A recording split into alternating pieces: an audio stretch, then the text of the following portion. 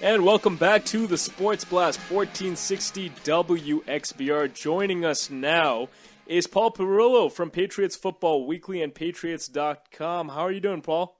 I'm doing great. How you doing? I'm doing great. Thanks so much for joining us. Really glad to have you on board with us tonight. Not a problem. So, Paul, the first thing I wanted to start by asking you is obviously the big news coming out of Foxborough today. Jerod Mayo had surgery on his pectoral muscle and is officially on season-ending injured reserve. What impact will his absence have on this team? Yeah, it's interesting. I think it is going to be significant, and I think it's very similar to the way I felt about Vince Wilfork. I think they're both obviously very, very good players, and they're very important players in the defense, but I think where you're going to feel it more is off the field. I think Mayo does so many different things for that defense, and I think he is certainly the glue that keeps it all together. He's the guy that, obviously wears the communication in the helmet, and he's the one that relays the signals from the sidelines in the huddle, and makes the defensive calls on the field and make sure that everybody is situated. And I'm not sure that you can put a price on that, and figure out exactly how that affects everybody. But I do think that they have, some personnel. It's not going to be the same. Mayo was out there for so much. He was a three-down linebacker in every sense. He played, probably somewhere close to 95, somewhere between 95 and 100% of the snaps defensively when healthy, and they don't really have a guy that's going to go out there and fill all the different roles that he does in terms of pass coverage and stopping the run, but it'll test the depth. It's going to be interesting. It's a significant loss for him, no doubt. I think you're going to have to ask Jamie Collins to step into a bigger role and Dane Fletcher to step into a role, period, because he really hasn't had one on defense at all this season. So it's going to put a test on some of these guys for sure. Hey, Paul, just sticking with the defense, have you noticed any significant difference in the play of the front seven since Wilfork went down? And who would a guy be that you might like to see step up into maybe a leadership position like Wilfork was? Well, the first part of that question, absolutely. You've seen both teams run for well over 100 yards since Wilfork has been out. Cincinnati and New Orleans both. The one that was eye-opening to me was New Orleans because they really don't run the ball all that well. They were about 50 yards above their average. So certainly you've seen a hole in the middle of that defense, and that's to be expected. You have two rookies playing the defensive tackle spots because it's not just Wilfork that's out. Tommy Kelly's been out, too, against New Orleans, and he's not he didn't practice today, so we'll see what happens on Sunday. I don't know if he's expected to play against the Jets either. So, yeah, you've certainly noticed that. In terms of the leadership, I do think they have some candidates. Devin McCourty has been a captain on that side of the ball. This year he is not, but he's still a good leader, and he's still a well-respected guy. And I also think a guy like Rob Ninkovich, who they just extended during the course of the season, he's a guy that does and says all the right things all the time, a very prepared player. A matter of fact, I don't know if you guys caught this after the game on Sunday, but that last third down play that New Orleans had where Drew Brees tried the naked bootleg and Chandler Jones made the play, sort of almost got sucked in, but then he was able to regroup and use his athleticism. He made the play on Brees. Right. He credited Rob Ninkovich before that play with telling him to make sure that he was on the lookout for a play like that. He told him to make sure he stays home on the naked bootleg because Brees likes to do it. So that's the kind of stuff. That's leadership to me. That's the kind of thing that, oftentimes go unnoticed. But, when you don't have those kinds of players that are, putting everybody, and that's where I think, like I said, I think they'll miss a guy like Mayo because I think he did those things. But Ninkovich is a guy that can do those things as well. And the other one would be Aqib Talib. All of his teammates have been talking about him the entire season, even through the spring at OTAs, all through minicamp and training camp, of just how much of a leader he's been.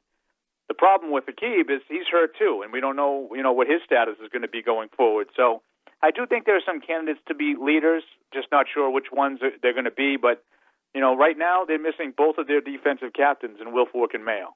You mentioned Aqib Talib there. Do you think that the injury do you think that it will impact him beyond this week? Because his reaction after he sustained the injury, he was pretty upset, and it seemed like maybe he re-aggravated the same injury he had before, and potentially maybe he felt it and he understood what the injury was. He seemed upset. So do you think that that could play out a little longer for the season, him being absent? Yeah, that's exactly how I read it. I think that the reaction to me spoke a lot more than anything that we saw.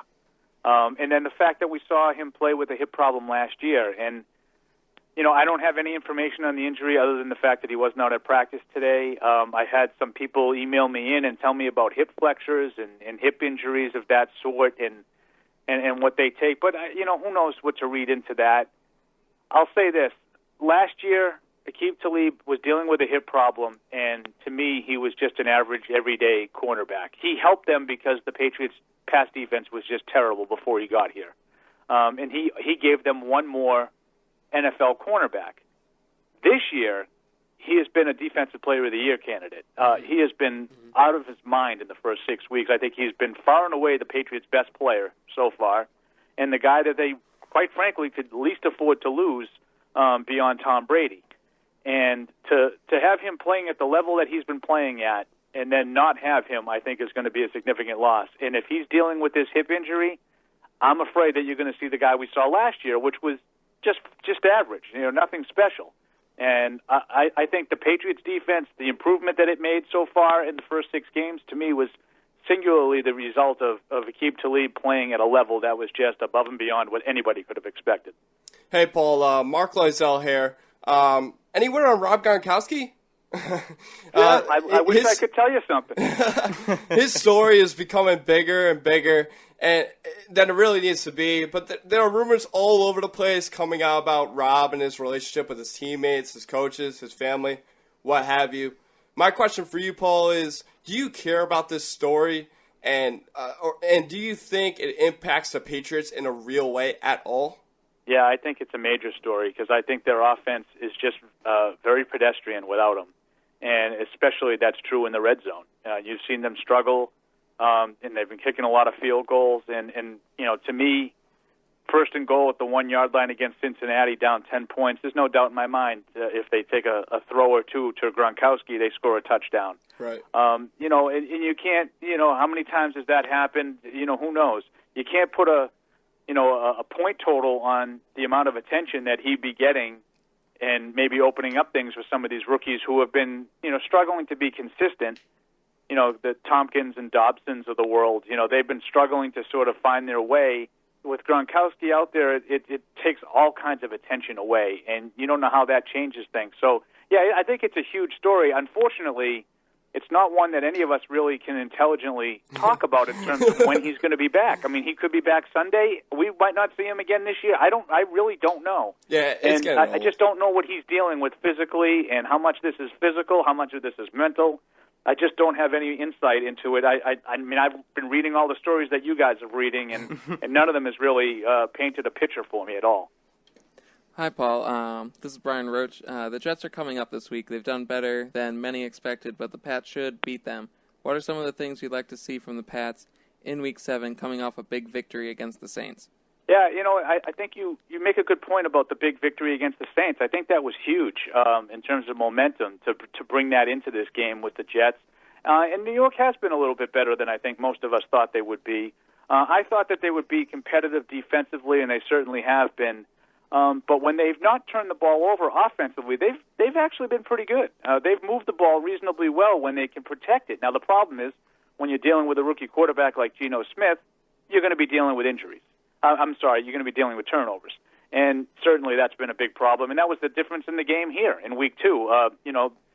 13-10 game in the fourth quarter, he throws 3 interceptions in the fourth quarter. I mean, you think about that. He turned the ball over 3 times in the fourth quarter, and they still only lost by a field goal. So if they could have protected the ball and maybe, scored on one of those possessions, maybe we're looking at a whole different thing. So True. I think what I'd like to see from the Patriots, number one, is to take the ball away, something the defense has been very good at. I think they've done it 33 games in a row, which set some kind of record, longest streak right now in the NFL. So I want to see them take the ball away, and I want to see them be able to protect Tom Brady because, quite frankly, I haven't liked what I've seen the last couple of weeks. I think he's been sacked 9 times in the last 2 games. And that Jets front can be formidable. So I want to see them protect Tom Brady because they're going to have to throw the ball against that Jets defense. And I want to see the Patriots defense take the ball away. Paul, just one more question before we let you go. Sticking with the end of the game last week, I'm going to pretend that the Patriots didn't come back and win on that last drive. There was a play. The Patriots had the ball 4th and 6 just in front of their 20-yard line with a little over 3 minutes to go. They still had 2 timeouts, and they went for it on 4th and 6.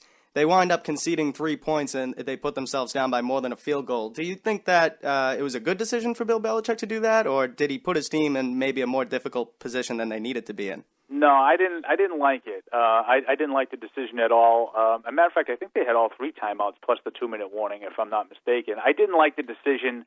What I thought, and I can understand if this was we asked Bill about it after the game, and he said it was 4th and 6, and we thought we could get it. If it had been 4th and 12, we probably would have punted. Right. I think what he was probably thinking and can't really say publicly is we were really holding on defensively. In the second half, New Orleans really moved the ball at will. They had scored on 3 of their 4 possessions to that point, and they had 2 touchdowns in their previous 3 drives. And I think what he was probably looking at is we have no Aqib Talib, we have no Jerod Mayo, and they're moving the ball right now. We're not going to be able to stop them and get the ball back. And I might have a better chance of getting a 4th and 6 than I do of getting a 3 and out. Now, as it turns out, the defense came up huge and forced 2 3 and outs. But I didn't like the call. I thought if you punt it, I'm a big believer in that first down that offense needs to get, to me, is a lot easier to get if you're playing at the other team's 25-yard line as opposed to your own 25-yard line. Right. New Orleans doesn't have to worry about turning the ball over in that situation. If they do, well, yeah, they're going to kick themselves because they cost themselves a field goal, but the other team's still 80 yards away from being able to do damage. When you're on your own 25, you're not just worried about getting a first down. You're worried about making sure you protect the ball, too, and I think that shortens your playbook a little bit and whatnot. Now, like I said, they got lucky. Sean Payton played into their hands and tried to run the clock out instead of trying to get a first down. And to me, that was a big, big mistake. I think to expect New Orleans to have run the ball 5 out of 6 plays on those 2 drives, to me, I would never have thought that. Not an offense like that. That's what teams, quite frankly, that's what teams like the Jets would do. They don't have a quarterback that they trust, and they're probably just going to run the ball to try to run out the clock. But that's not what New Orleans would do. I agree with you guys. If that's how you feel about the punt, I would not. I would have punted the ball, used my timeouts. I think they would have had to get two first downs with the timeouts and the 2-minute warning. So, right. I think he made it a lot more difficult than it needed to be, but it worked out. So to me, it's one of the biggest wins they've had in a couple of years. Absolutely no doubt about it, and how fitting they play the Jets this Sunday, so we'll see if they in fact do that. Paul Perillo. Well, they will. I mean, they probably will. I wouldn't let Geno Smith throw the ball in that situation either. Well, Paul Perillo from Patriots Football Weekly and Patriots.com, we really appreciate you taking the time. Thanks so much for joining us. I appreciate it, guys. Anytime. All right, take care, Paul.